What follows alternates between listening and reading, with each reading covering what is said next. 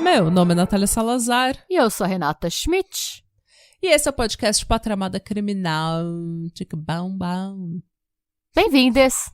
Bem-vindes. A gente tem muito swag, olha só. Olha quanto swag a gente tem. Muitos.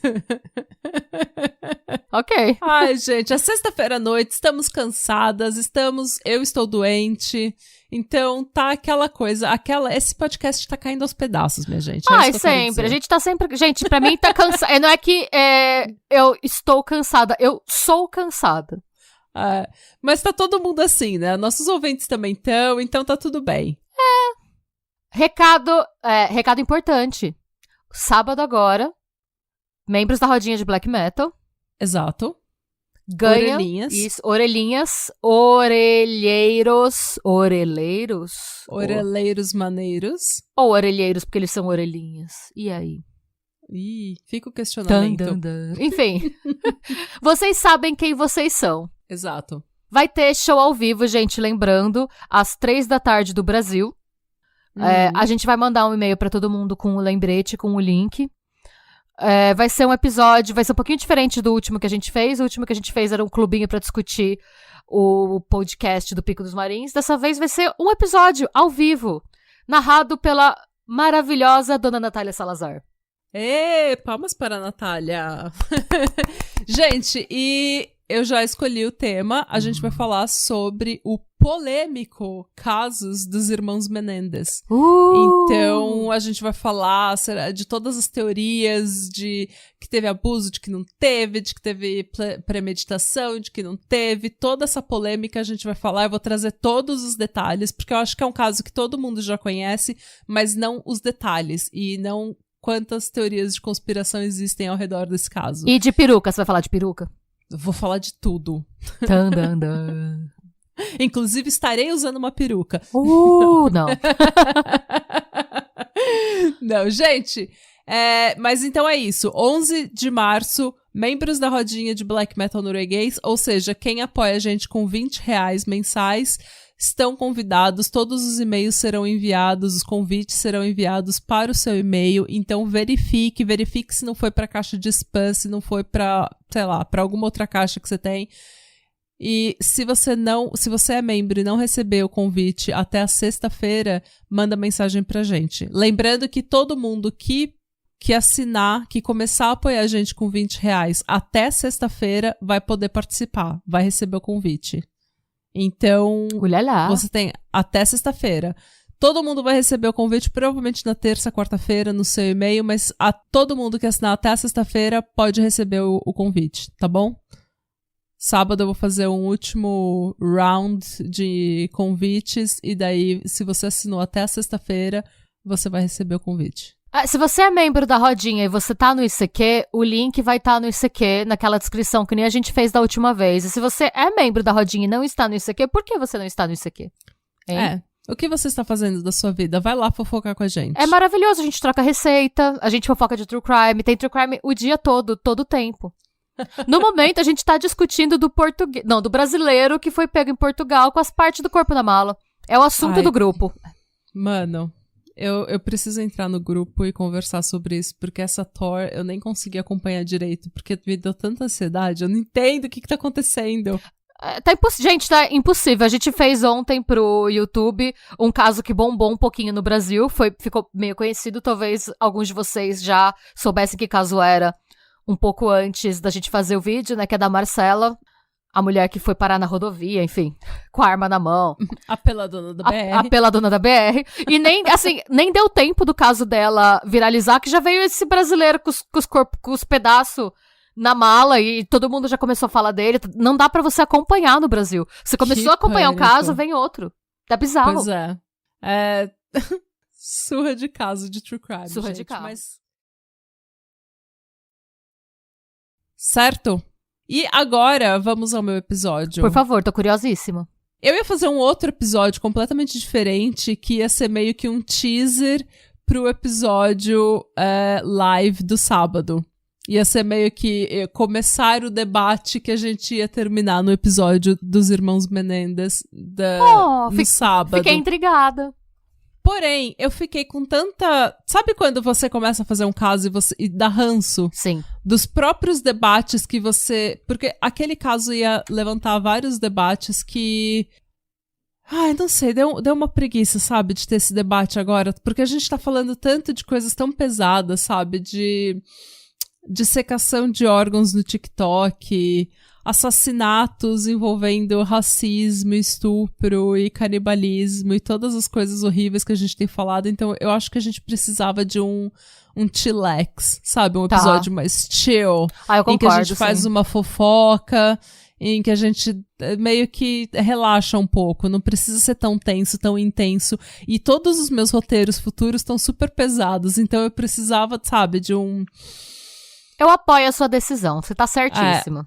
A gente precisava de um breather. Então, o que eu resolvi fazer? Eu resolvi falar sobre a maldição da Playboy. Conte mais. Nem sabia que tinha uma. Porque a gente que é millennial velha, a gente lembra da época dos reality shows americanos que bombavam, sabe? Que era o tempo áureo dos reality shows americanos. E um desses reality shows era Girls Next Door. Era o reality show que eram as 3 namoradas do Hugh Hefner que ele teve depois que ele se divorciou. Ele teve uma fase meio bachelor em que ele tinha 7 namoradas na mansão. E ele ficava trocando de namoradas. Era uma vibe. E daí, eu adorava uma delas que chamava Holly Madison, que chama Holly Madison. Que era a principal, né? Que tava com ele mais tempo. Ela era a namorada número 1 dele.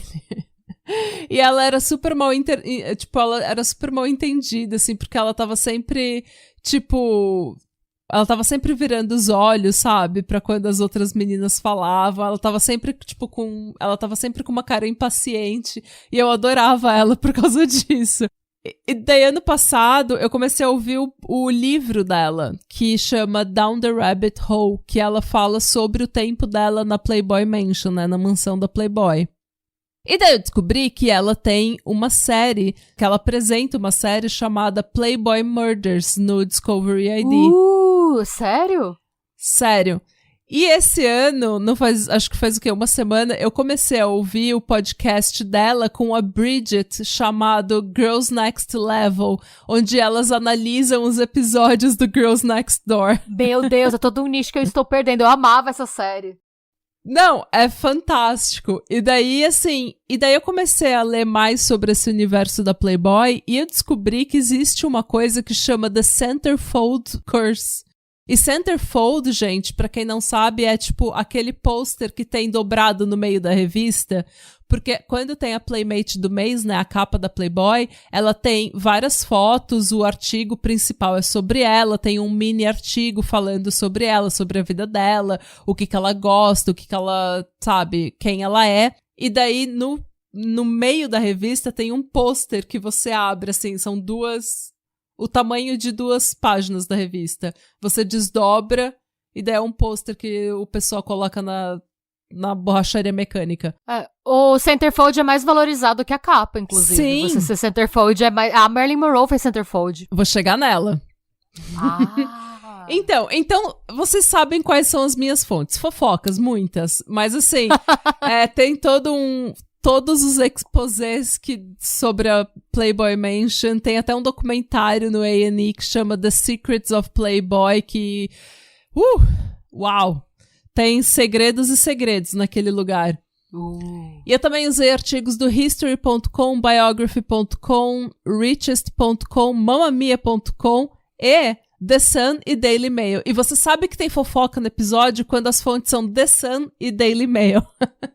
Trabalhamos com fontes e com fofocas. E com fofoca, gente. Então, vamos falar um pouco da Playboy, antes da gente começar a meter o pau nela. O Hugh Hefner, fundou a Playboy em 1953 em Chicago. Tanto que a primeira mansão da Playboy foi em Chicago.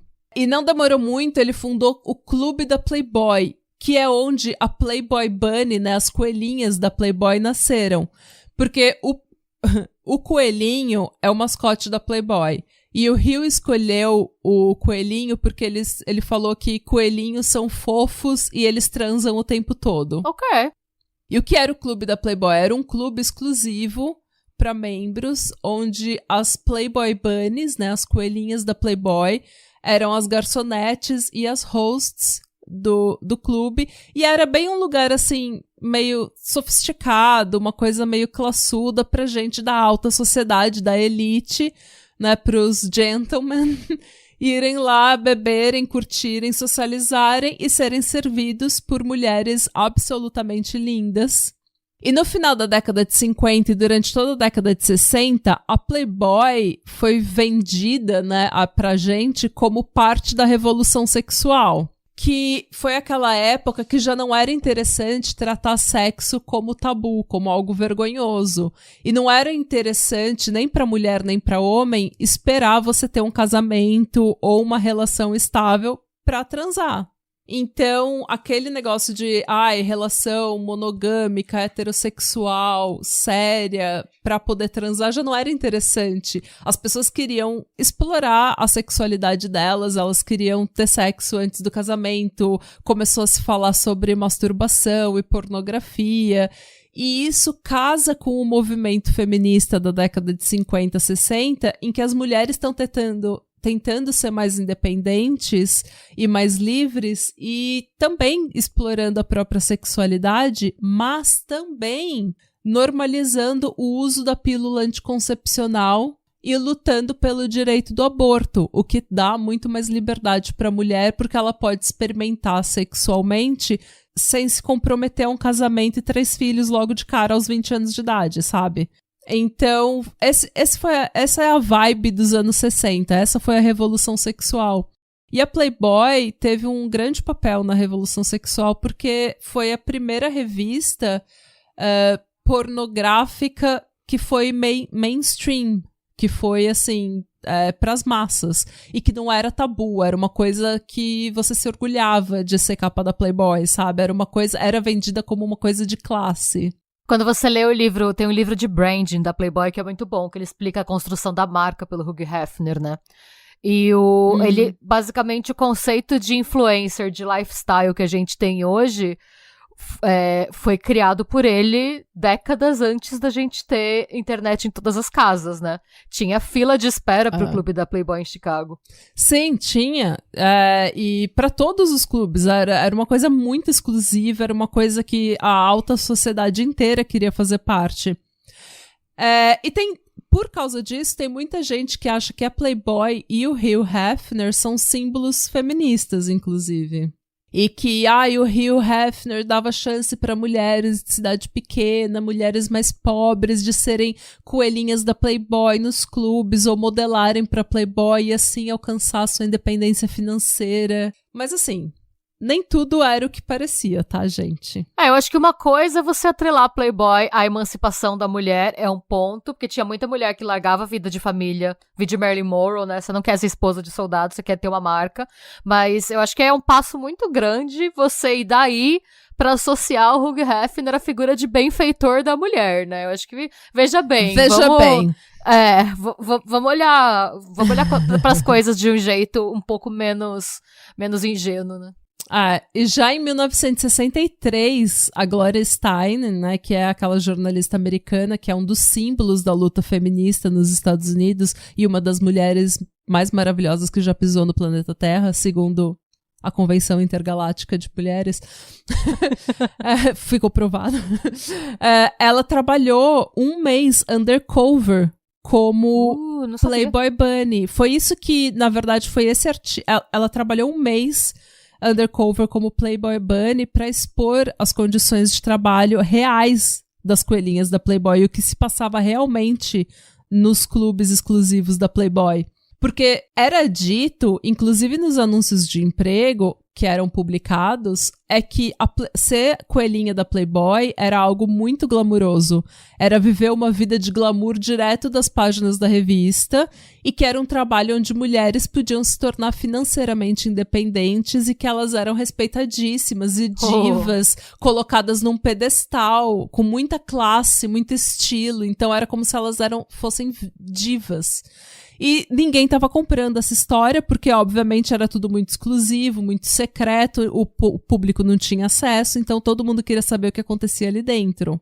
E ela fez 2 artigos para Show Magazine em 1963, expondo o que era realmente ser uma Playboy Bunny, uma coelhinha da Playboy, do clube da Playboy. E ela expôs um mundo de exploração e machismo. Ela descobriu, por exemplo, que as coelhinhas ganhavam muito menos do que era prometido e que elas eram escaldadas por serem, por exemplo, por qualquer coisa. Mas, tipo, era proibido você sair com cliente, porque eles queriam se afastar completamente da imagem de prostituição. Porém, se algum cliente tentasse te cantar e você fosse um pouco mais fria ou firme, você era escaldada por ser uma mulher rude e difícil. Então você não podia ser muito grossa. Mesmo que, assim, segundo ela, 90% dos clientes, que eram todos homens poderosos da elite, da burguesia, nenhum te tratava como um ser humano que estava trabalhando. Eles te tratavam absolutamente como um pedaço de carne. Você tinha que usar salto de, no mínimo, 8 centímetros e aquelas fantasias extremamente apertadas, que é aquela fantasia icônica, clássica da Playboy, que é o maiô, né? É, o corsetezinho com a meia calça, o salto alto, as orelhinhas e o rabinho de coelho. E você tinha que usar aquele corsete extremamente apertado, às vezes usar enchimento na bunda e no peito, pra ficar com um decote maior. E você tinha que trabalhar 8 horas naquela fantasia, nossa, num salto de no mínimo 8 centímetros. E a sua fantasia tinha que estar impecável. Se você parecesse cansada, você era escaldado. Me deixa ser cansada, sabe? Não, e tipo... Me deixa ser cansada. Pela liberdade de ser cansada. Para, gente, pelo amor de Deus. A próxima luta feminista. Me deixa ser cansada. Mas então, e tipo, você tinha que ser garçonete e host trabalhando naquele clube e o pessoal te tratando como um pedaço de carne, você naquele salto de 8 centímetros, sem poder sentar. Mano, imagina, era um... Deus me livre. Eu preferia ser do lar, viu? Não, total. E tá na cama às 9 da noite. Mas, gente, então, as coelhinhas também eram submetidas a exames de sangue e ginecológicos. Pra saber se elas não estavam usando droga ou se elas não tinham pegado, sei lá, doença. Isso o Hugh Hefner proibiu depois que o artigo da Gloria Steinem foi publicado. Então, assim, gente, já deu pra entender que essa tal libertação, essa revolução sexual, vide Playboy, era toda voltada pro olhar do homem, né? Sim. Não pra mulher, não era uma libertação pra mulher. A Playboy deu oportunidade pra muitas mulheres, obviamente, que sonhavam e ainda sonham em ser coelhinhas da Playboy, ainda sonham em trabalhar com essa indústria, isso não tem problema nenhum se esse é seu sonho, se isso, aliás, eu acho que é um trabalho que a gente nunca devia nem sequer julgar, mas a gente tem que entender que a Playboy, enquanto instituição, enquanto Hugh Hefner, ela é voltada para a liberação sexual do homem, não da mulher. Ela é, na verdade, a liberação sexual do homem que agora não precisa se preocupar de engravidar a mulher porque ela tem a obrigação de tomar pílula. Na cabeça exatamente. E se ele engravidar, ele não época. Precisa casar, porque é liberação sexual. Então, é uma coisa muito melhor pra ele. E essa foi a vida do Hugh Hefner, tá, gente? Ele nunca foi um super feminista, não. E a própria edição com a Marilyn Monroe, que foi a primeira edição da Playboy, a primeira revista Playboy, teve a Marilyn na capa e no centerfold, no pôster. Só que ela nunca posou pra Playboy. Ué? Ela nunca posou pra Playboy. A primeira edição tinha 4 fotos nuas da Marilyn, incluindo o centerfold, como eu falei. Só que, e é um centerfold icônico, que muita gente ganhou muito dinheiro vendendo reproduções desse centerfold. Mas, como eu disse, ela nunca posou pra Playboy. Essas fotos foram feitas por um fotógrafo chamado Tom Kelly em 1949. Elas eram bem pin-up, sabe? Elas não eram pornográficas, elas eram só nuas, tipo Betty Page. E ela aceitou ser fotografada porque ela tava sem dinheiro nenhum e ela ia perder o carro dela. E ela não podia perder o carro dela porque ela precisava do carro para ir trabalhar. Então, ela tava sem dinheiro nenhum e ela aceitou fazer essas fotos pin-up porque ela precisava de $50. E por essas 4 fotos, ela ganhou $50. Ela nunca quis ter essas fotos associadas a ela. Ela tava super, assim... Acho que ela não era nem loira ainda, né? Ela era super ruiva ainda. Ela era ruiva. E ela tava super constrangida, tanto que na documentação, cedendo os direitos da foto, ela assinou Mona Monroe, não Marilyn. Tipo, ela não queria ser associada com essas fotos de jeito nenhum. E essas fotos foram vendidas e foram parar num calendário meio obscuro, que ninguém tinha muito acesso. Só que, em 1953, a Marilyn estava virando a estrela que ela era. E 2 filmes icônicos dela já tinham sido lançados, que era Como se Conquista um Milionário e Os Homens Preferem as Loiras. E daí o senhor Hugh Hefner achou que seria uma ótima oportunidade comprar as fotos dela e publicar na capa de uma revista que se tornaria nacional sem que ela tivesse a menor ideia. E sem dar nenhuma participação nas vendas pra ela, o que é bem errado, né? Ele não deu absolutamente nenhum centavo pra ela. E ele, na revista, tá escrito assim: existem apenas 2 poses que foram nuas, que foram fotografadas em 1949, antes dessa bela loira virar ter o seu movie break, virar essa estrela de Hollywood. Eles apareceram em um calendário, o que ajudou ela a virar uma estrela, o que é mentira, porque as fotos, tipo, o calendário não teve absolutamente nada a ver com ela virar a estrela que ela era. Nós selecionamos a melhor dessas 2 para ser a primeira Playboy Sweetheart. Tipo, como se ela tivesse envolvida e como se essas fotos tivessem ajudado a carreira dela de qualquer forma. O que nunca ajudou, porque ela nunca nem usou essas fotos pra carreira dela. Ela tava envergonhada de ter feito essas fotos porque ela fez num momento de desespero. Então ele comprou essas fotos por $500, publicou numa revista sem o consentimento dela, e ela, inclusive, fala que ela nunca recebeu $0,01 ou sequer um muito obrigada. Ela nunca sequer conheceu o Hugh Hefner. Ixi. Então, assim, símbolo feminista meu cu, né? Não dá. E o Hugh Hefner, gente, pelo que a Holly descreve, não só a Holly, mas a Bridget, várias outras namoradas que moraram na mansão da Playboy em Hollywood descrevem, é que ele era uma pessoa extremamente manipuladora. Por exemplo, a Holly, quando ela começou a querer morar na mansão da Playboy, porque o sonho dela era ser uma coelhinha da Playboy, era ser centerfold, era ter o pôster dela na Playboy, quando ela começou a conversar com o Hugh e frequentar a mansão, ela meio que foi recrutada a ser namorada. E ninguém falou absolutamente nada pra ela de como que eram as regras, de como que isso ia acontecer. E ela meio que saiu com eles à noite, com o Hefner e as namoradas, pra um clube à noite, e ele ofereceu Quaaludes pra ela.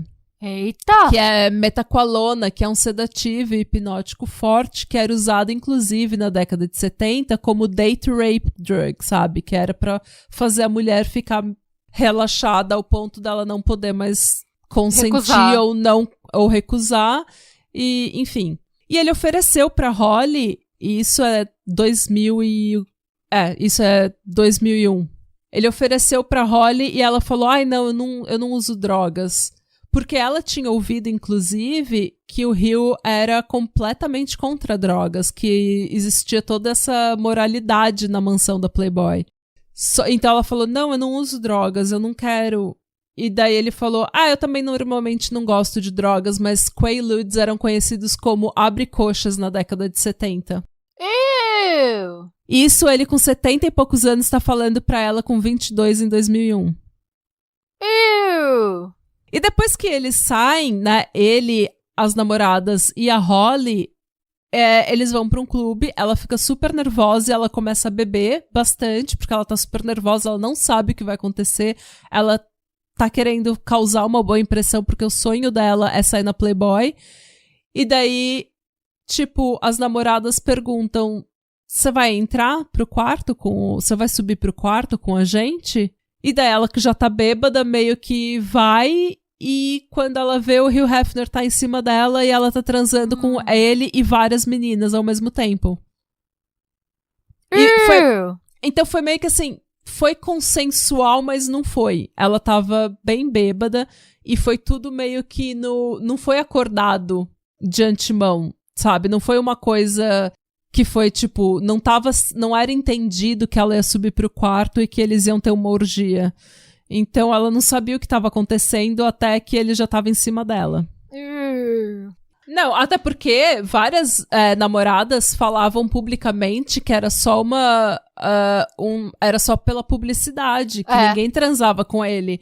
Então, por isso que quando você fala, mas a Holly devia saber que ela ia transar com o Hefner. Gente, ela não sabia. Ela achou que ela tava indo pra um clube com eles e que ela queria causar uma boa impressão porque ela queria ser capa da Playboy, mas ela nunca imaginava que ela ia acabar na cama dele naquela noite, sabe? Tipo, foi meio que... Ele mesmo, essa impressão, eu lembro até hoje que ele reforçava em entrevista. Teve uma entrevista que ele deu, que ele tava com as 3, e que alguém perguntou pra ele como era estar sempre rodeado de belas mulheres. Ele respondeu que com 70 e poucos anos, ele às vezes preferia ficar com o livro e deixava elas, cada uma no seu quarto, sabe? Sim. Então, ele reforçava essa impressão de que era pra manter o personagem, que ele não tinha mais idade pra essas coisas. Pois é. Mas não. E não era assim, segundo a Holly, quartas e sábados eles iam pra um clube e era, tipo, mó bizarro. Ele chegava com 7 namoradas, 4 mulheres, tipo, numa limousine gigante, e daí entrava no clube, ficava lá, elas bebiam, usavam drogas, dançavam, e daí ia todo mundo pro quarto dele, tipo... E era uma coisa que nenhuma delas queria fazer, mas que todas faziam, e algumas eram super interesseiras e materialistas e estavam realmente usando ele pra tirar dinheiro dele, mas tinha pessoas como a Holly que meio que acabaram real se apaixonando por ele, porque ela falou que ela era tão nerd, tão nersa, tão inocente, que quando ela transou com ele, ela falou que meio que pra justificar o que tinha acontecido com ela, ela falou, não, eu quero fazer isso porque eu amo ele. Sabe? Então ela ficou naquele relacionamento. E ela teve um relacionamento longo com ele. Só que não era um relacionamento legal. Pra começo de conversa, ela não podia olhar pro lado. Ela não podia, tipo... O que é bem injusto, porque o cara tem 3 namoradas. Exato. E ele tá sempre rodeada de mulher e ele transa com outras mulheres que nem são namoradas dele. Nesses grupos, esse sexo grupal que eles fazem quartas e sábados. Mas ela não podia olhar pro lado. Tanto que nas festas da Playboy... Todo domingo tinha um Fun in the Sun, que era uma festa com várias celebridades, e era uma coisa super exclusiva, porque na época ninguém tinha, câmera no telefone, então ninguém meio que sabia o que acontecia nessas festas, era só celebridade, tipo Jamie Foxx, Leonardo DiCaprio, todo mundo tava nessas festas, e ela não podia nem socializar, ela tinha que ficar do lado dele o tempo todo, ela não podia sair, e quando ele tava cansado, ele ia pro quarto, ela tinha que seguir ele. Ela não podia ficar tomando um drink com as amigas dela. Ai, que bode. Era bizarro. E ele era super manipulador. Tipo, ele jogava uma namorada contra a outra pra elas brigarem por ele. E quando ele escaldava uma na frente das outras, sabe? Tipo, pra humilhar mesmo a menina. E daí quando elas confrontavam ele começava a chorar, tipo, forçado. Tipo, sabe que imagina um homem de 70 anos chorando forçado, atuando pessimamente. Vou achar que tá senil, manda internar. Tá chorando assim, não. E você tem que olhar pra ele e, tipo, ok, não, tudo bem. E ele manipulava elas assim. Resumindo, é só mais um velho abusivo, né? Com dinheiro. É isso. É mais ou menos isso. Eu sei que ele fez muita coisa legal, eu sei que ele fez muita coisa boa, mas basicamente a personalidade dele era um lixo. Não, eu não tô entrando no mérito dele como empreendedor ou whatever, porque a marca da Playboy foi uma marca muito bem construída, não tem o que questionar, tá viva até hoje e ainda é sinônimo de glamour. Mas ele, como pessoa, é só mais um velho abusivo com dinheiro. Fora que, assim, ele sabia que a maioria das namoradas dele queria ser capa da Playboy, queria ser centerfold. E daí o que aconteceu? Ele às vezes dava pra uma namorada dele e não demorava muito, ela vazava da mansão. Então ele aprendeu que ele não podia dar o pictorial, né, que ele não podia dar o centerfold pras namoradas, porque elas iam vazar. E daí ele ficava com as namoradas, tipo a Holly, ele ficava meio que um dia, talvez eu vou te dar. Talvez. Hoje ainda não tá na hora. Não, esse ano não vai dar. E daí ele ficava meio que chacoalhando o sonho dela na frente da cara dela, sabe? E manipulando elas pra querer aquilo. Só que daí, ao mesmo tempo, ele começava, quando elas questionavam quando que aquele sonho ia se realizar, ele desconversava e começava a chorar, tipo, forçado, sabe? Chorar falso, assim, falar, você só tá comigo por causa da Playboy, você não me ama, e não sei o quê. Não, eu tô com você porque com 70 anos você tá na flor da sua idade, homem belíssimo. Tipo, você tá comigo porque eu sou gostosa. Eu tô com você porque você é o velho da Playboy. É tipo, Ninguém tá sendo... Você vende o sonho pra essa mulher, de que você vende o sonho de ser essa mulher feminina, sensual, diva, deusa, capa da revista mais glamurosa, e daí você objetifica a sua namorada por ter esse sonho que você vendeu pra ela. Você nem só objetifica, você escrotiza, né? Porque você tá lá, você só tá comigo. Mano, assim, a gente tá lá, você vem e fala, fique comigo que você vai ser uma diva da Playboy. Aí você fica com ele. Então agora você não vai ser diva, nem agora. E aí? Você só tá comigo porque eu sou da Playboy. Sim. Você disse, fique comigo para eu crescer na revista. Eu não entendo por que ele precisa sentir que é... Tipo, gente, não é óbvio que é uma relação contratual. Ele está ganhando fazendo orgia com mulher que tem 1/4 da idade dele. E ela vai ganhar visibilidade em troca disso. Por que eu acho que o mundo ia ser tão mais feliz se as pessoas parassem de ficar tentando achar que é amor de verdade, uma relação que obviamente é comercial, sabe? Sim, só que ele tratava elas como uma relação contratual, só que ele exigia delas monogamia e lealdade. Tipo, você só tá comigo por causa da Playboy, como se fosse uma grande ofensa, como se ele não soubesse disso, como se ele não tivesse atraído elas com esse sonho que ele vendeu pra elas. Olha. Então, assim, e detalhe, tipo, a Holly, ela tinha o cabelo bem longo. E daí ela, pra se destacar, ela cortou o cabelo igual o da Marilyn Monroe, porque ele gostava muito da Marilyn. E daí ela colocou um batom vermelho, tal, meio que mudou o visual. Mano, ele escaldou ela. Ele falou, você tá parecendo uma stripper.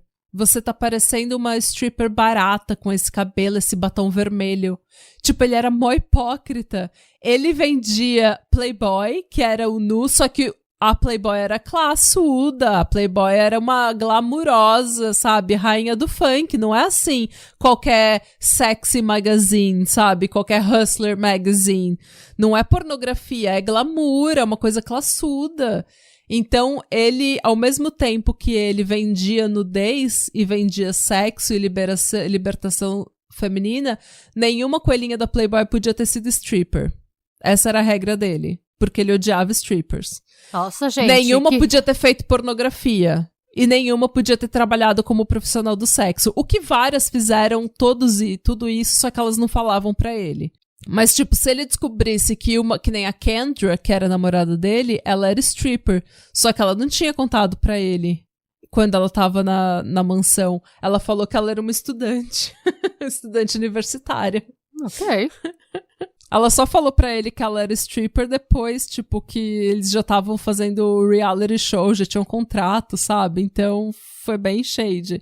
Mas assim, ele era super hipócrita. E isso, gente, a Holly detalha bastante, tanto no podcast quanto no livro dela. Que eu super recomendo, ela escreve super bem.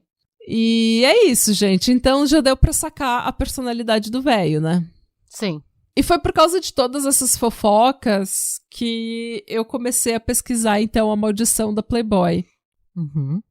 Gente, chama a maldição da Playboy, obviamente que não é uma maldição, obviamente que não é nada sobrenatural. É simplesmente o resultado de um estilo de vida que a fama e aquela indústria, a toxicidade daquela indústria causa na vida das pessoas, né? Mas ficou conhecida como a maldição da Playboy porque cerca de 20 Playmates que foram, né, tema principal da edição e que tiveram o centerfold, que tiveram o pôster, morreram de forma trágica antes dos 50 anos de idade.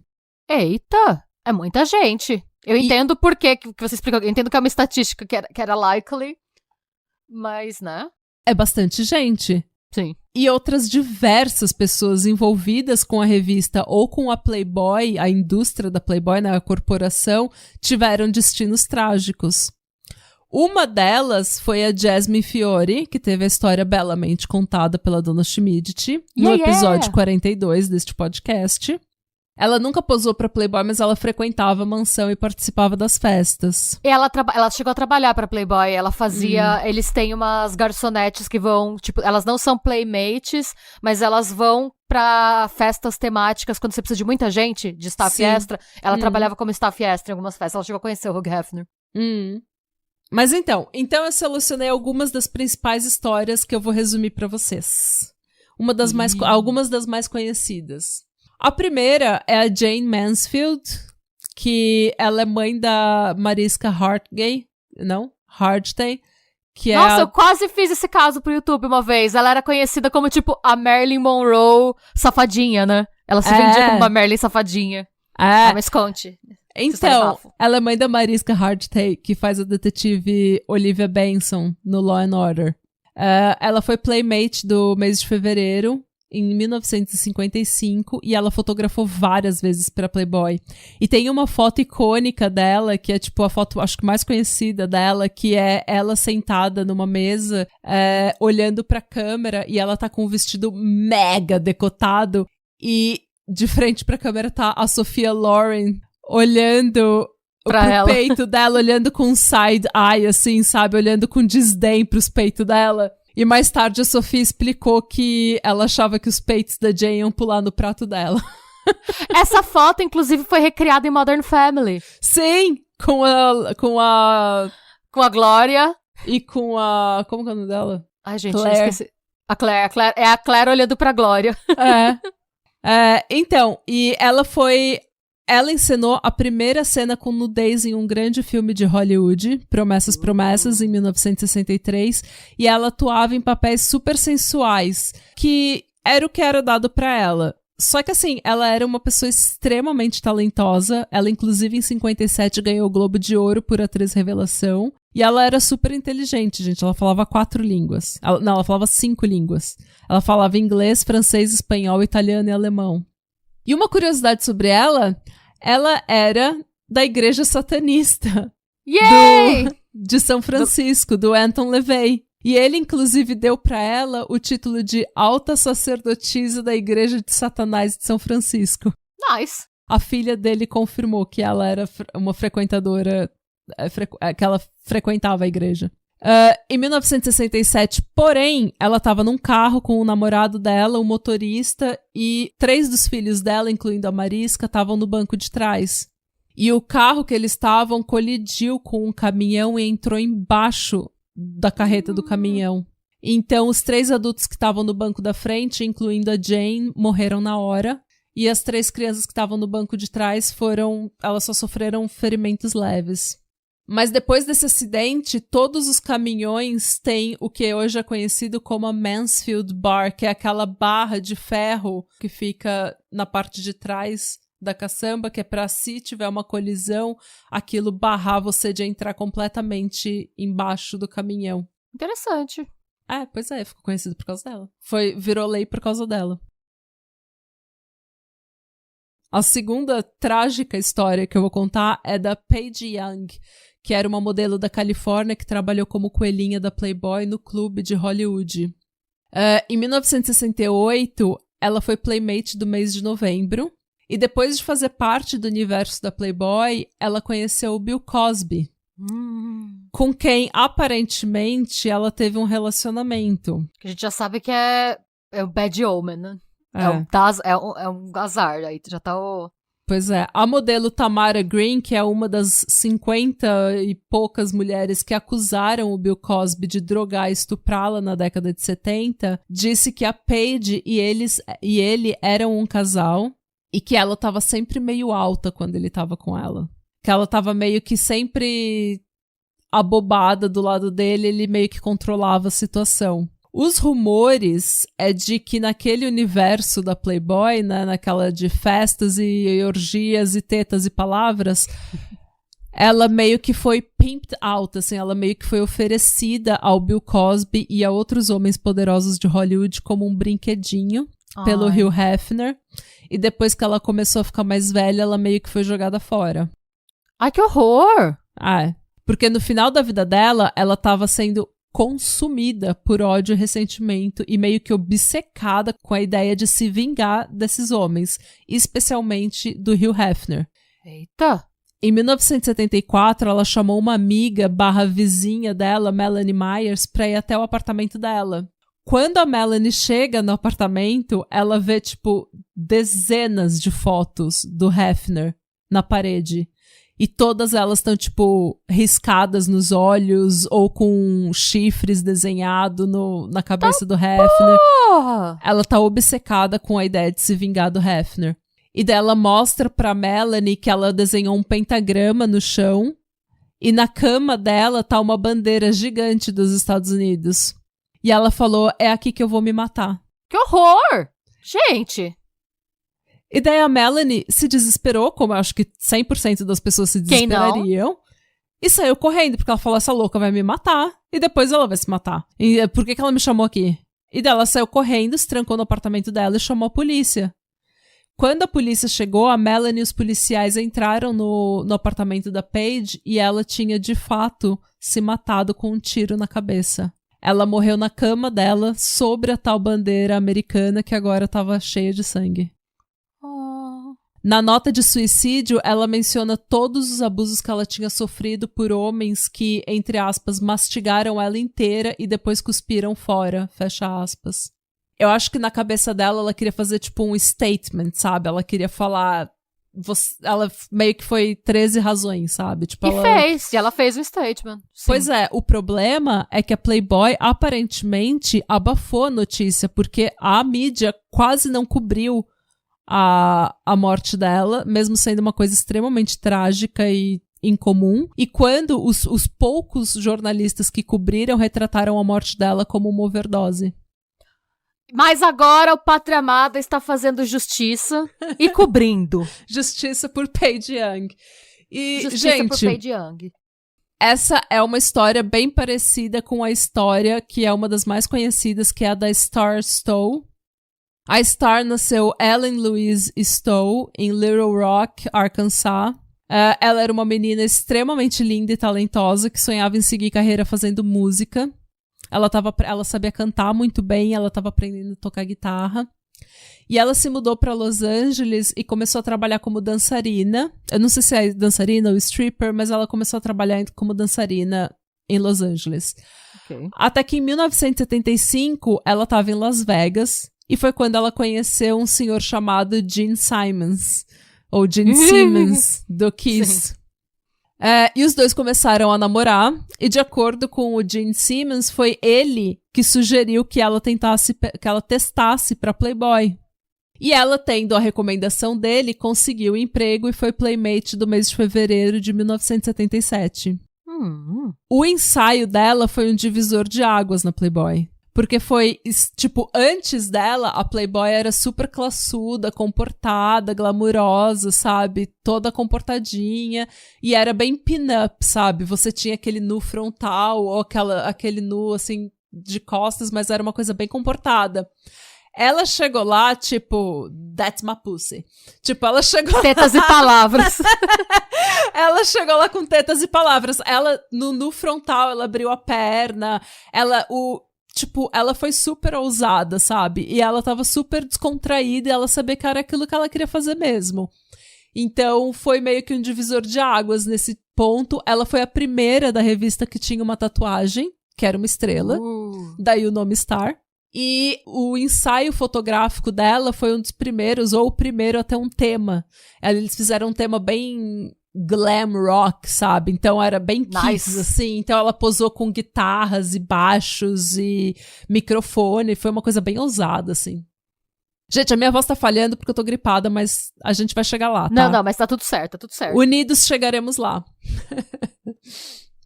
Enfim, depois de ser Playmate, em fevereiro, ela começou a trabalhar pra Playboy e pro Hugh Hefner. Ela meio que se tornou uma embaixadora da Playboy, o que não era muito incomum. Todas as Playmates meio que viravam uma embaixadora. Você ia representar a Playboy, sabe? Em festas e eventos. E quando tinha festa na mansão da Playboy, você tava lá. Ela, inclusive, foi eleita Playmate do ano pela Playboy no Japão. Nossa! Foi lá representar Playboy também.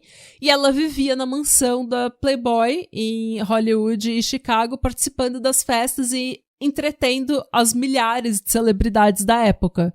Tipo, Elton John, Rod Stewart, todo mundo tava nessa... Todo mundo frequentava a Playboy Mansion. Todo mundo ia pra mansão da Playboy.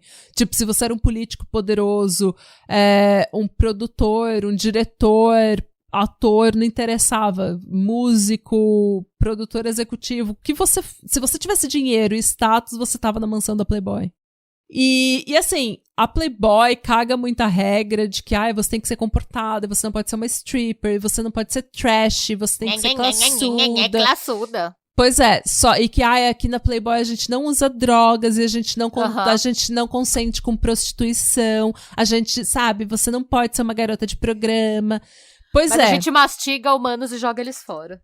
Mas a gente sabe que não era bem assim, né, seu Hugh Hefner? Porque na década de 70 tava rolando orgias extremas, tudo regada a álcool e droga na mansão. E com a Lud, né? E com a Lud, que ele mesmo falou que era o abre-coxas, né? Tanto que diz que tinha, assim,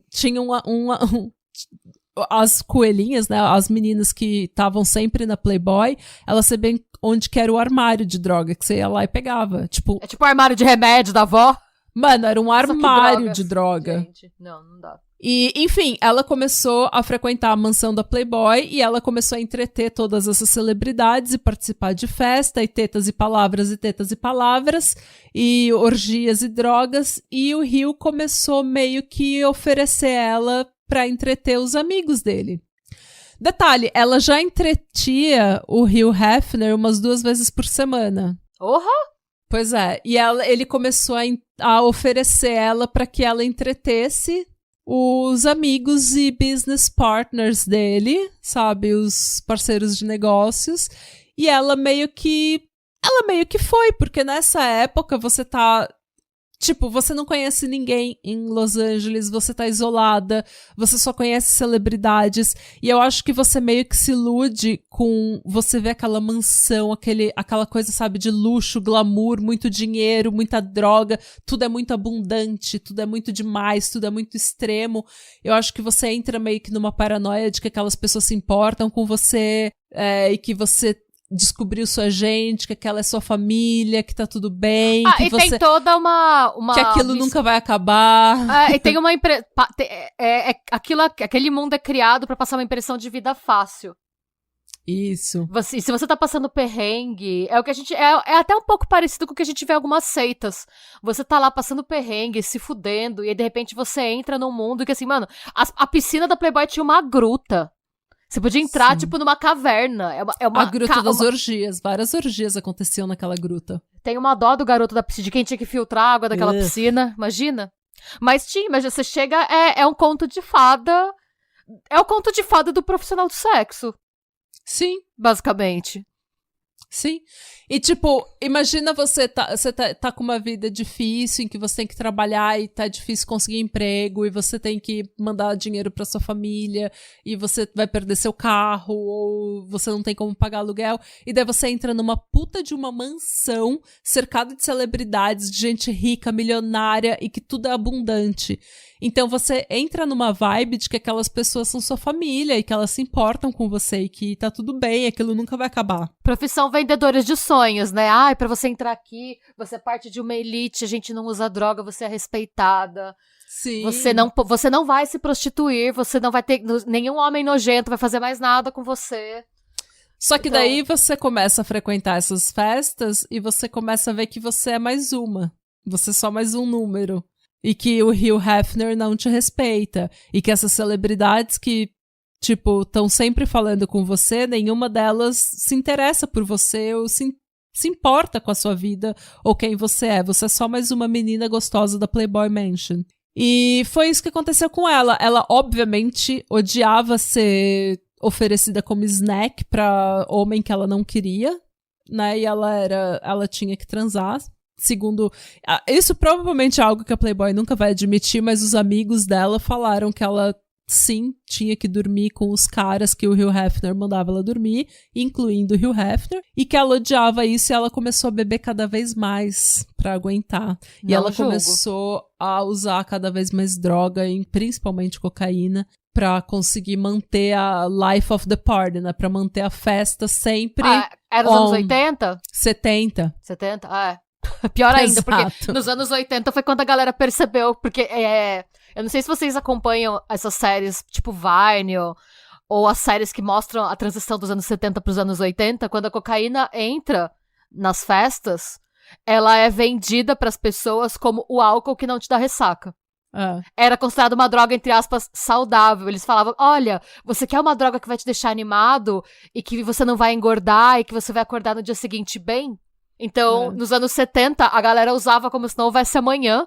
E aí, nos anos 80, foi que começaram a sair os primeiros estudos e que a galera começou a morrer loucamente de overdose. E daí, nos anos 80, começou a entrar nos escritórios, né? E daí era parte realmente do business. Daí você já era uma coisa tipo, tá aqui, a gente tá em Wall Street usando cocaína às 3 da tarde.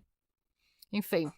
Mas então, E ela começou a usar cada vez mais cocaína pra manter a festa rolando a vida toda. E ela se viciou real em cocaína. Isso fez com que o Gene Simmons terminasse com ela.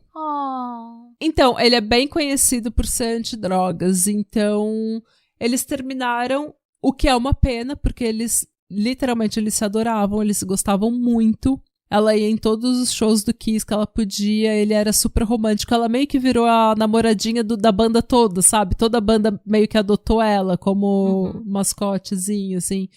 Então foi bem pesado pra ela. E daí foi tudo isso.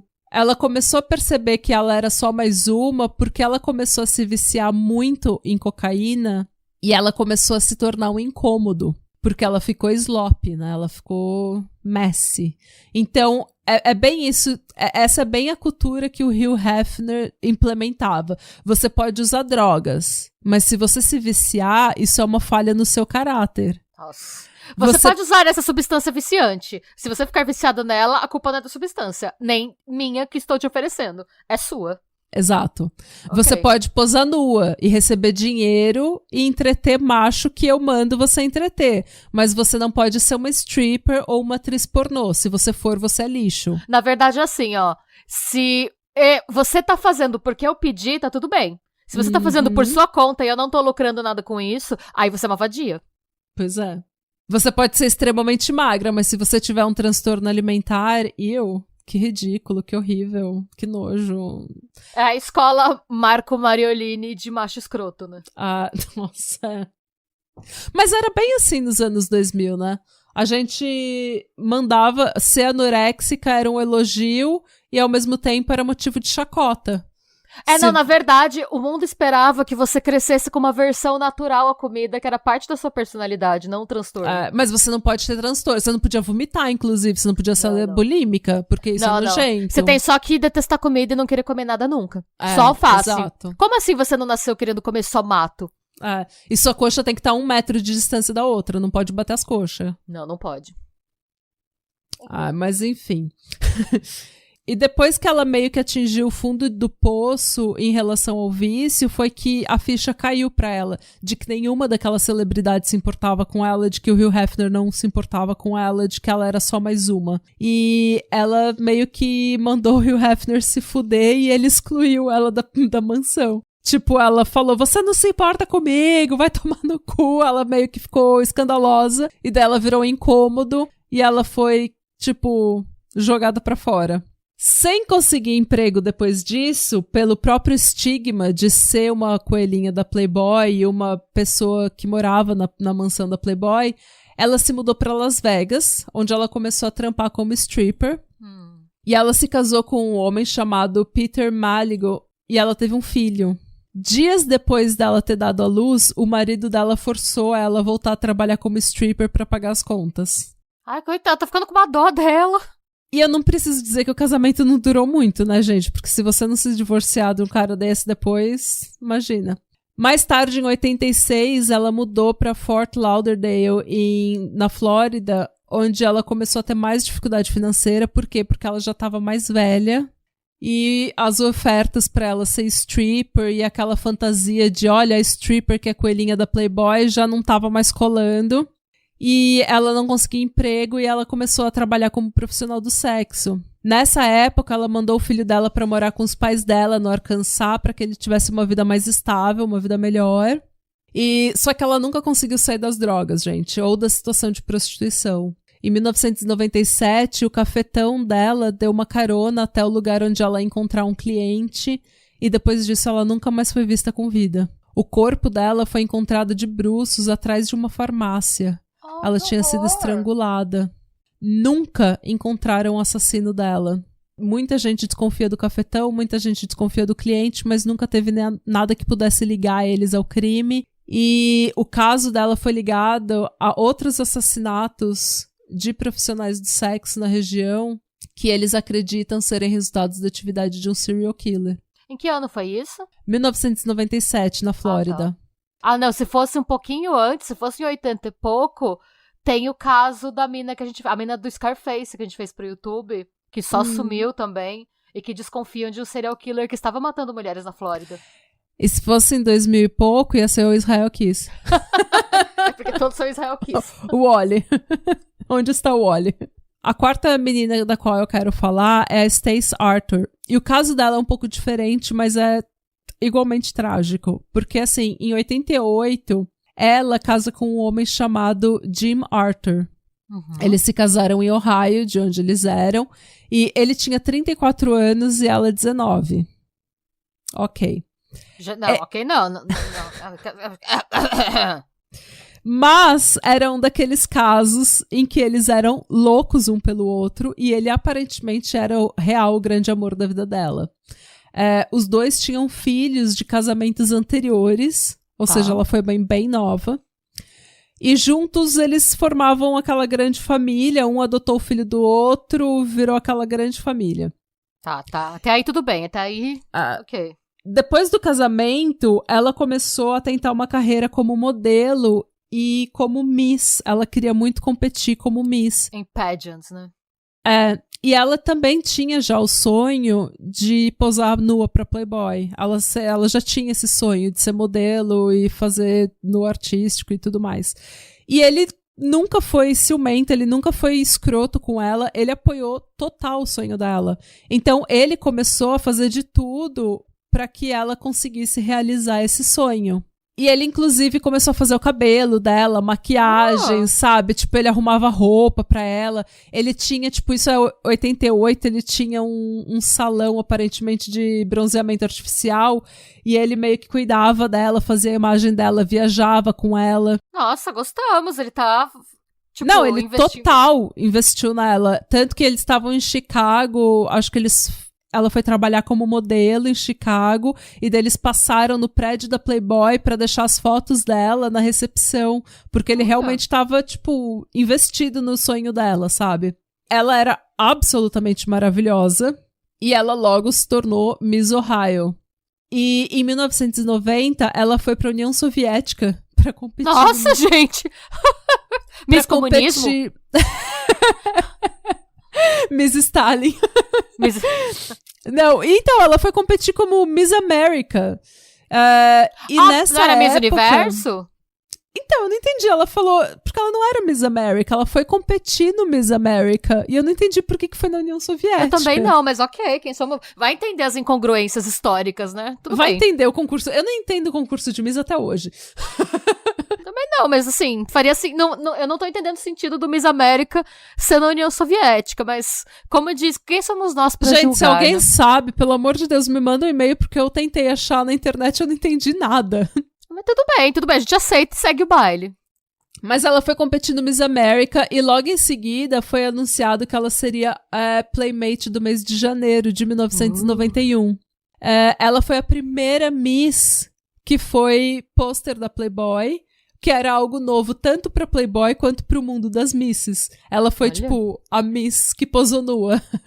E depois de ser escolhida como Playmate do mês, normalmente você continua trabalhando para Playboy de alguma forma, como modelo, embaixadora, eventos e o caralho, e você concorre a Playmate do ano. E é um puta status você ser Playmate do ano, porque daí você vai ter várias fotos, uns mega artigos escritos sobre você, e é um puta status que todas as Playmates querem. E abre portas, né? Abre muitas portas e muitas pernas.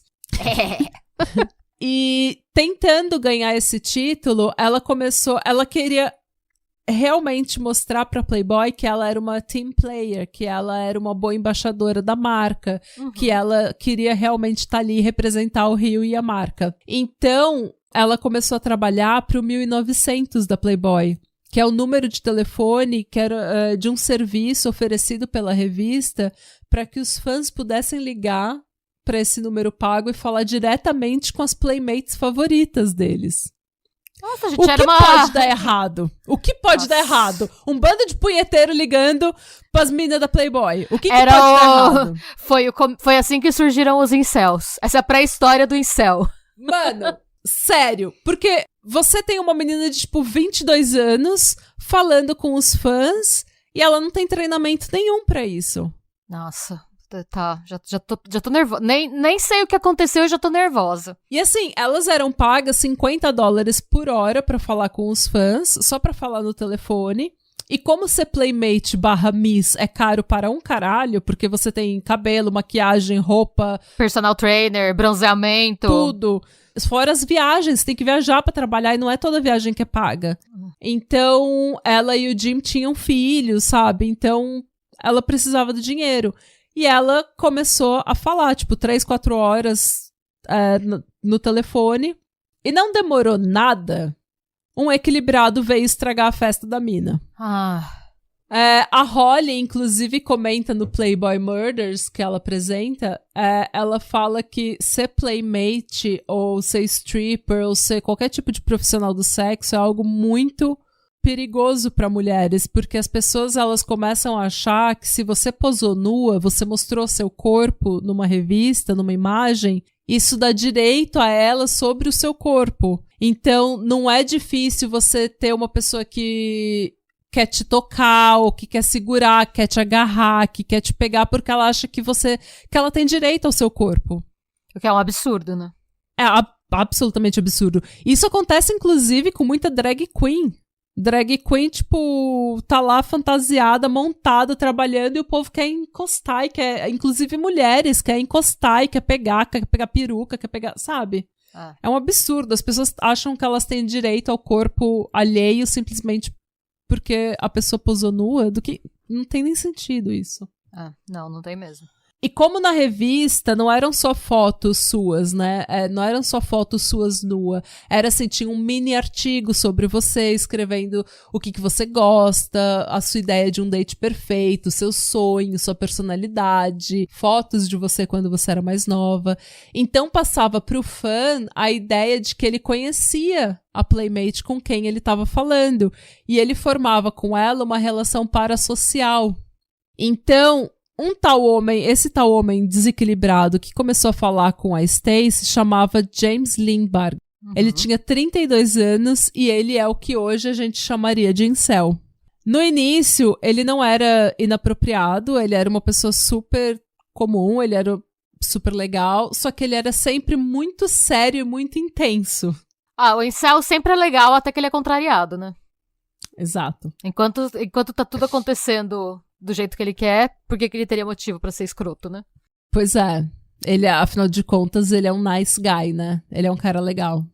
Mas ele era sempre muito sério e sempre muito intenso. E ele ligava pra ela, ele começou a ficar obcecado, ele começou a ligar pra ela todo santo dia. Ele chegou a gastar $15 mil.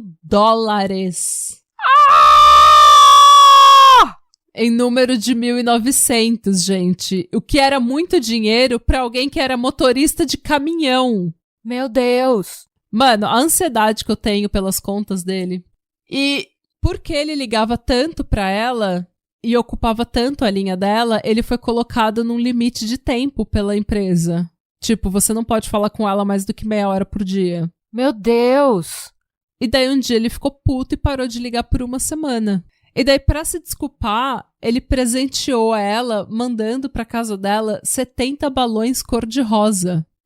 Tipo, olha os extremos, né? Ele para de ligar e depois ele volta com um gesto bizarro, gigante de afeição. Tipo, what? Total red flag. Total. Mas enfim, mesmo assim, ela gostava de falar com ele. Tipo, ele sabia que ela era casada, ele sabia que ela tinha filhos, eles conversavam normalmente, ele contava sobre a avó dele, ele contava sobre coisas da vida dele, e eu acho que da parte dela, como ela não teve nenhum treinamento pra fazer esse tipo de ligação, pra fazer esse tipo de trabalho... E também não tinha redes sociais como tem hoje, né? A gente não dá pra gente julgar, tipo, por que ela dava trela, porque o mundo era diferente naquela época, a gente não... As pessoas não tinham esse conhecimento, não tinha noção do perigo, né? Não.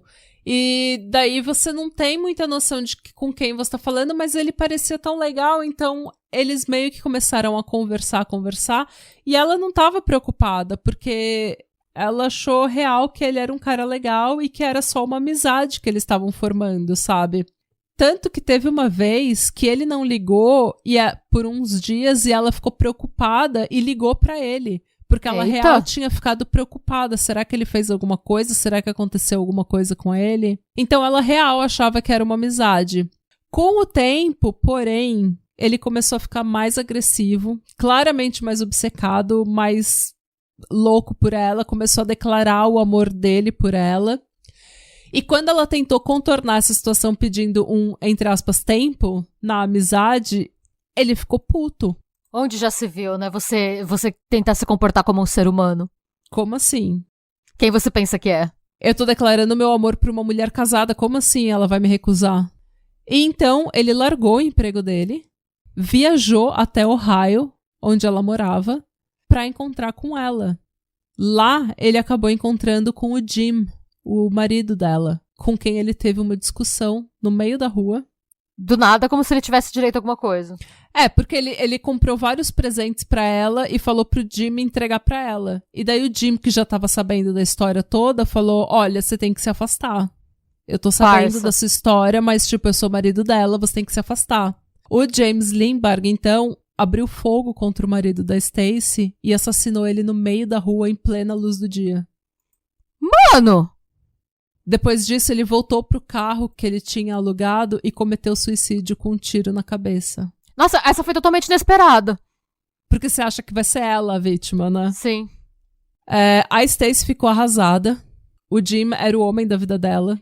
Em 92, ela moveu um processo contra a Playboy, alegando que ela tinha sofrido assédio sexual por parte dos funcionários da empresa. Ela também alegou que as ações ou inações da Playboy levaram à morte do marido dela. Ué, tá certo. Mas Os funcionários da Playboy alegaram que o encontro sexual que eles tiveram foi completamente consensual. Eles tiveram encontro sexual? Aparentemente, sim. Só que eu não compro que foi consensual. Também não. Ela falou que ela foi assediada, eles falaram que foi tudo consensual, mas eu não acho que foi consensual porque Também ela não. amava o marido dela demais e ela era super garota do interior, certinha. Eu não acho Não, que e ela tenha apaixonada sido pelo infiel. marido. Eu também acho que não. Ela era extremamente apaixonada pelo marido dela. Mas não sei. O caso foi descartado pela corte, não tinha fundação. E ela nunca mais tentou mover nenhum processo. Ela também nunca mais tentou uma carreira em entretenimento. E passou o resto da vida dela vivendo uma vida extremamente discreta, da qual a gente não sabe absolutamente nada. Além do fato de que ela ficou doente com algum tipo de doença e morreu em 2019. Oh. E a última, e não menos importante, né, talvez uma das mais conhecidas histórias da Playboy, das mais conhecidas, mais trágicas, é a da Dorothy Stratton. Ai, sim. Ou Stratton. Em 1977, a Dorothy Stratton era uma estudante que trabalhava meio período como garçonete no Dairy Queen de Vancouver, no Canadá, onde ela nasceu e cresceu. Ela tinha 17 anos de idade. E foi lá que ela conheceu um promoter / cafetão local chamado Paul Snyder, de 26 anos, com quem ela começou a namorar. Péssima ideia. Sim. Ele viu nela uma oportunidade de ganhar dinheiro e conquistar fama, porque ela era uma das mulheres mais lindas que eu já vi na minha vida. Ela é maravilhosa. Sensacionalmente linda. E ele convenceu ela a se tornar modelo e a posar nua. As fotos foram enviadas para Playboy. Em 1979, ela se tornou Playmate do mês de agosto e começou a trabalhar como coelhinha no Playboy Club em Los Angeles, para onde ela e o Paul Snyder, que agora estavam casados, tinham se mudado. O Hill gostava muito dela. E, inclusive, ele falava para ela se divorciar do Paul, dizendo que ele era um hustler and a pimp. Tipo um cafetão golpista, barato, sabe? Um conhece o outro, né? Ele enxergou um pouquinho dele mesmo ali no... Ele enxergou uma versão pior, menos bem-sucedida que ele. Exata, a versão pobre dele. A versão pobre dele, sim. Porque é só uma questão de dinheiro. Mas veja bem, essa é a nuance do Hefner, e eu acho que é por isso que tanta gente fala tão bem do Hefner. Tipo, mulheres como a Pamela Anderson falam super bem dele, e daí você tem mulheres como a Holly que falam que ele era manipulador e escroto. E é porque ele tratava mulheres de forma muito diferente. Quando a Stacey e a Paige, por exemplo, posaram nuas, ele tratou elas como side piece, como um snack que ele podia oferecer para os convidados dele. Então, ele não via nelas um potencial, uma coisa que ele gostava. Então, elas eram simplesmente mais uma. Elas eram objetificadas. Já a Dorothy, ela não era objetificada por ele. Ele via ela como uma deusa máxima. Ele falou, gente, você é muito linda. É epítome da síndrome de Madonna puta, né? A mulher pra ele Sim. Ou é uma deusa idealizada ou é uma vagabunda. Não tem meio termo pra ele. Sim, exatamente. E ele usa isso pra manipular as mulheres ao redor dele, segundo a Holly e a Bridget. Então, ele via muito potencial nela e ele apresentou ela para vários diretores e produtores de Hollywood, porque ele falou, essa mulher tem que ser uma estrela de Hollywood. Vocês precisam... Tipo, ele tava real tentando impulsionar a carreira dela e ele tava tentando convencer ela a buscar uma carreira em Hollywood. E, tipo, o Paul era o estereótipo do cafetão, tá? Ele era real, ele se vestia de casaco de pele, ele andava num Corvette preto, e ele usava uma estrela de Davi com diamantes. E ele tinha um bigode também. Peito. Nada contra quem tem bigode, mas você vê as fotos desse homem, você olha e fala, mano... Ele era, tipo, o estereótipo total do cafetão. E tanto que ele era conhecido como cafetão judeu, por isso que ele tinha a estrela de Davi. A estrela de Davi com diamantes. Tipo, yikes. Não pela estrela de Davi, mas pelo diamante e... Essa estrela de Davi jamais deveria ter sido associada a um cafetão. Sim, exatamente. Gente. Meu Deus. Justice for Moses. É tipo se no Brasil de hoje aparecer, tipo, o cafetão crente, com o peixinho cheio dos brilhantes, sabe? Tipo, o quê? O esmilinguido de diamante. Ai, mano, imagina. É tipo... Justice for esmilinguido. Ai, gente, que bad. Mas enfim, em 1980, ela foi eleita Playmate do ano e o Paul começou a ficar com ciúme Claro que dela. ficou. Por quê?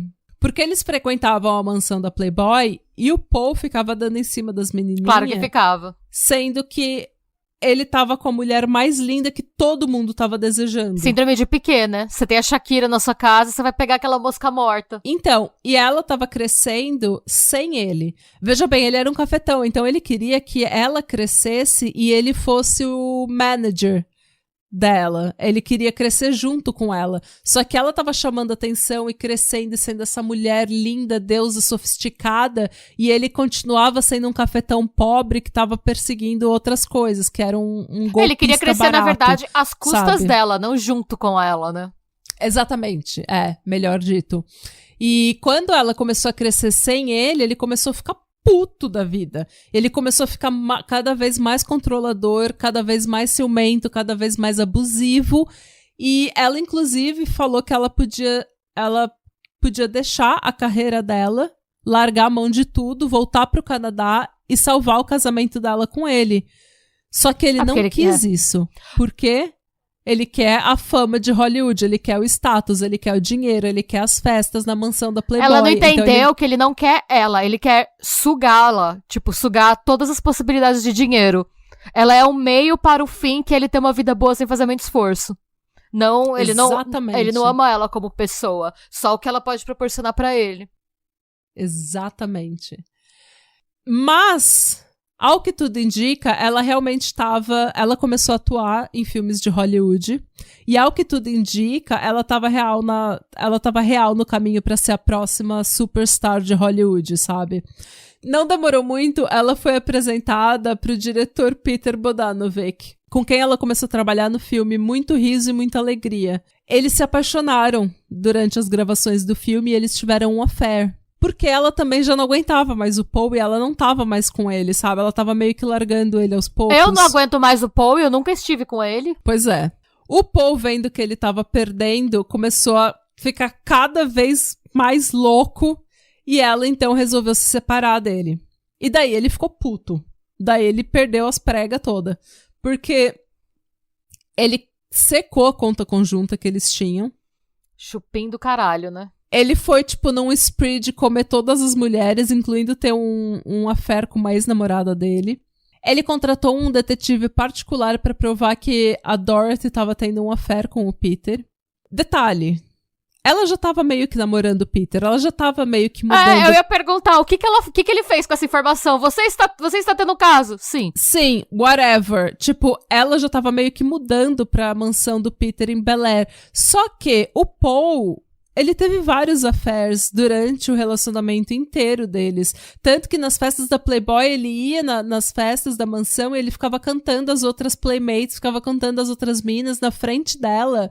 E, tipo, todo mundo falava, mano, esse cara zoado cantando as minas da Playboy quando ele tem a melhor mulher do mundo, que todo mundo na mansão tá desejando. Ele tem a mulher de ouro e ele tá cantando, correndo atrás das outras, sabe? Tipo, que loser. Ele chegou a ser quicado da mansão da Playboy, né? Ele foi proibido de entrar. Sim, porque ele tinha dado em cima, eu acho que de umas mulheres e não deu certo, deu ruim. E ele foi quicado. Ele tava dando bad vibes pra galera. Tipo, ai, olha esse maluco, tipo, que não sabe se comportar numa orgia. O deselegante da orgia, né? Ai, que deselegante, não sabe se comportar na orgia. O Joselito da orgia. O Joselito da orgia. Naquela gruta cheia de sêmen da Playboy. Mano, pra você ser o Joselito da orgia, da gruta da Playboy, ele deve ter feito um pintocóptero no meio da galera, ali, sem consentimento de ninguém, né? Pra chegar no nível que a galera falou, não, isso é demais, eu não estou aqui pra esse tipo de comportamento. Essa é uma orgia de classe, senhor, se comporte. Senhor. Pintocóptero. Não é de bom tom. Esse pintocóptero não é de bom tom. Ai, primeira pessoa a conseguir sujar o teto da gruta, né? Amado, vá-se embora. Ai, gente, pois é, esse era o Paul, gente, por isso que ele foi jogado pra fora. Não julgo, eu também jogaria. Eu diria, ai, deselegante, eu super julgaria. Ai, gente. Enfim. Em agosto de 1980, ela foi até a antiga casa deles. Ai, o erro. E agora a gente vai precisar parar de rir, porque agora fica bem ruim. Ela foi até a antiga casa deles para tentar negociar os termos do divórcio. E tanto o Peter quanto o Hugh Hefner já tinham proibido ela de fazer isso, porque eles falaram, você não pode ficar sozinha com esse homem instável, ele vai tentar fazer alguma coisa com você. E ela, não, é o Paul, vocês não conhecem o Paul. Eu conheço o Paul, eu vou conseguir falar com ele. Ó o erro, gente. Ela foi escondido e foi falar com o Paul. Nessa época, o Paul, que tava sem dinheiro já, ele tinha colocado 2 pessoas para morar com ele para dividir o aluguel. Então ele tinha 2 roommates, 2 pessoas que moravam com ele. Nenhuma dessas pessoas estava na casa naquele dia, naquele momento. Quando essas 2 pessoas voltaram para casa, eles viram que o carro da Dorothy estava estacionado na entrada. Inclusive no carro dela, a placa lia Star 80. Star 80, que é o nome do filme que retrata a vida dela. Quando essas 2 pessoas que moravam com o Paul voltam pra casa, eles veem o carro dela estacionado. Na casa, porém, tá tudo em silêncio. Então, eles acharam que os 2 tinham se reconciliado, tinham se entendido e estavam no quarto do Paul, que tava com a porta fechada. E eles meio que, beleza, não vamos atrapalhar, né? Porém, horas e horas e horas passaram e nenhum barulho no quarto do Paul, tá tudo em silêncio. Então eles resolvem checar. E quando eles abrem a porta, eles veem os 2 nus, mortos na cama do Paul. A polícia determinou que o Paul tinha estuprado e assassinado a Dorothy e então cometido suicídio. Algumas fontes falam que ele estuprou ela antes da morte e outras falam que ele estuprou depois. Nossa, gente. Homem bosta do início ao fim, né? Pois é. Olha, tem muita mulher merda nesse mundo, viu? Mas tem uns homens também que... Mas não pode falar mal de homem que vão dizer que a gente odeia homem, viu? A gente já ouviu, depois dessa, realmente. Depois dessa... A gente é contra hétero também, né? Hétero, mulher branca, a gente odeia todo mundo. Isso mesmo. Porque, né, Deus o livre recebeu uma crítica, né? É mais fácil acusar a gente, né, de odiar os outros do que aceitar a crítica e colocar a mão na consciência, mas enfim. Teve a Anna Nicole Smith também, né, que ela morreu de overdose. Então, muitas mulheres, essas que eu contei são algumas das mais conhecidas, mas existem dezenas. E assim, é tipo, acidente de carro trágico, acidente de avião trágico, doença trágica, overdose, suicídio, assassinato. A própria Betty Page, né, que a gente fez o caso também. Teve uma vida bem trágica. Teve uma vida super trágica. A Anna Nicole Smith, ela morreu com 39 anos de uma overdose acidental por medicamentos. Tem também a Eliza Bridges, de 28 anos, que ela morreu, entre aspas, de causas naturais, mas que na verdade foi uma overdose. Foi dita causas naturais porque ela foi encontrada no quarto de um amigo do Hefner.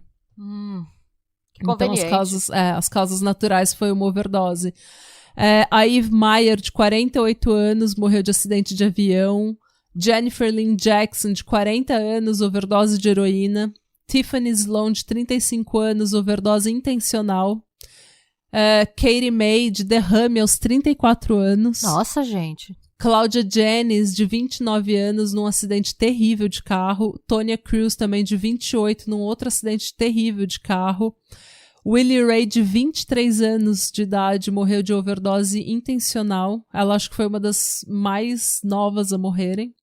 Caramba. Então tem várias, tem dezenas de pessoas que eram daquele mundo que morreram de forma trágica. Isso é uma combinação, né, do estilo de vida com fãs loucos, com a fama, a toxicidade da indústria. Enfim, tudo isso gera muita destruição no caminho das pessoas. Nossa, gente, não é à toa que a galera fala que tem uma maldição, é muita gente. Pois é. Que E triste. essa é a história da maldição da Playboy, mais fofoquinhas. Muitíssimo bem contado, eu amei. Eu não conhecia Muito obrigada. nenhum décimo dessas coisas que você falou. Sabe uma coisa interessante? O Hugh Hefner não é dono da mansão da Playboy. Ele pagava aluguel pra morar lá. Meu Deus! Quem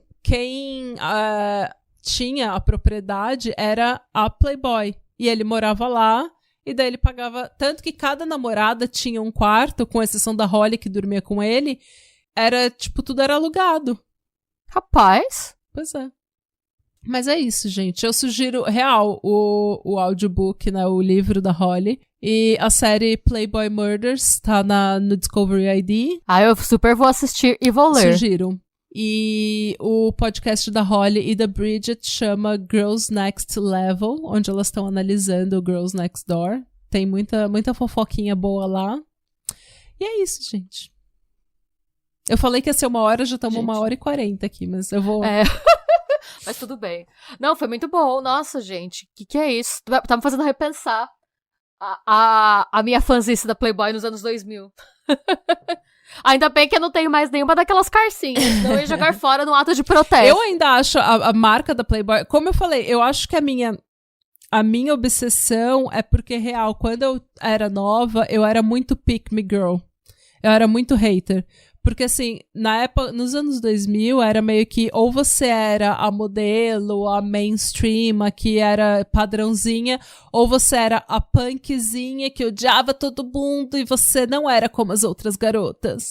Tanto que, tipo, sabe aquele negócio, tipo, Paris Hilton, Christina Aguilera, Pink? Tipo, a Pink era mó vaca. A Pink era mó...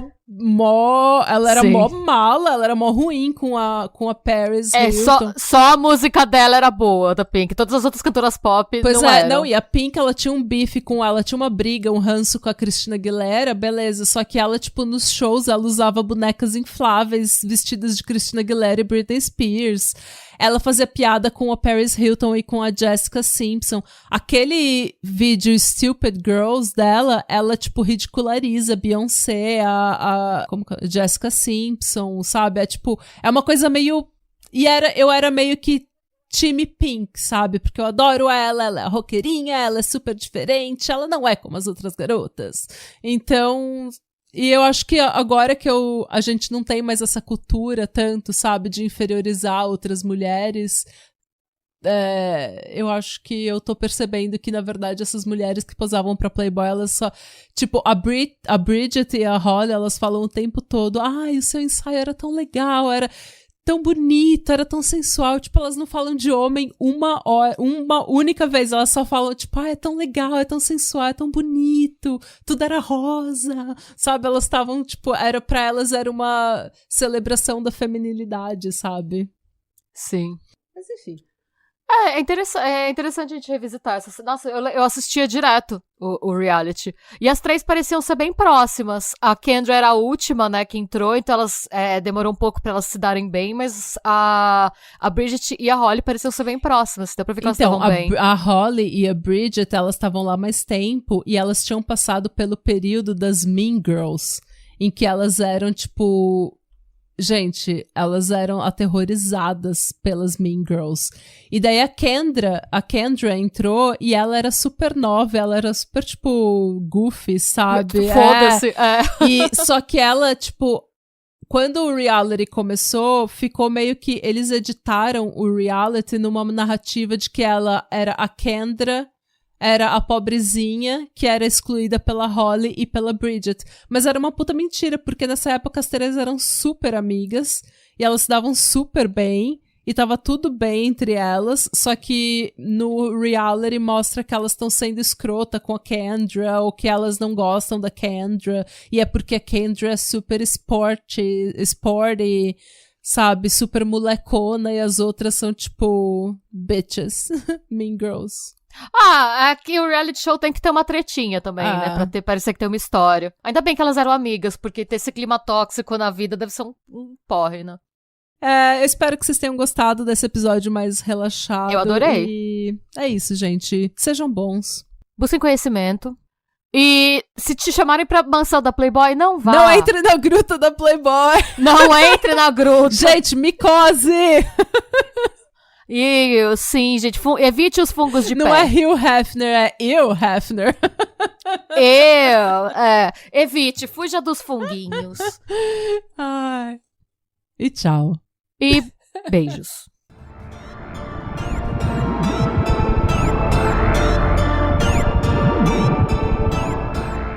E se você gostou desse episódio e quer receber conteúdo exclusivo sem comerciais, vá até a Orelo para se tornar um apoiador do Pátria. Você também pode se inscrever no nosso canal do YouTube para episódios inéditos todos os domingos. E agora sim, tchau!